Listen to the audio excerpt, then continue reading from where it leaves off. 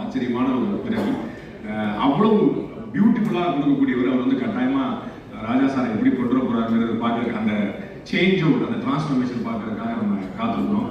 பயோபிக்னால ஒரு பெரிய சேலஞ்ச் தான் அப்படிங்கிறத நம்ம பார்க்கலாம். நான் வந்து ரெண்டு செய்தி மட்டும் நான் சொல்லிடுறேன், நடைபெற நினைக்கிறேன். சாலமன் பாப்பியா சார் இல்லைன்னு சொல்லிட்டு அம்மா வந்து எக்ஸ்ட்ரா ஒரு 3 நிமிஷம் எடுத்தாங்க. நான் வந்து அந்த மாதிரி இல்லாமல் முன்னாடி முடிச்சது நான் பார்க்குறேன்.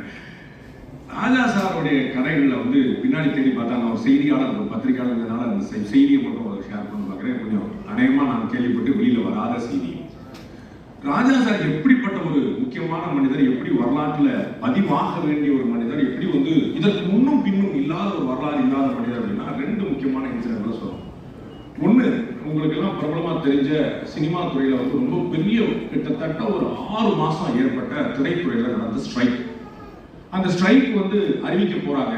அது எத்தனை நாள்ல முடியும், எப்ப முடியும்னு தெரியாது.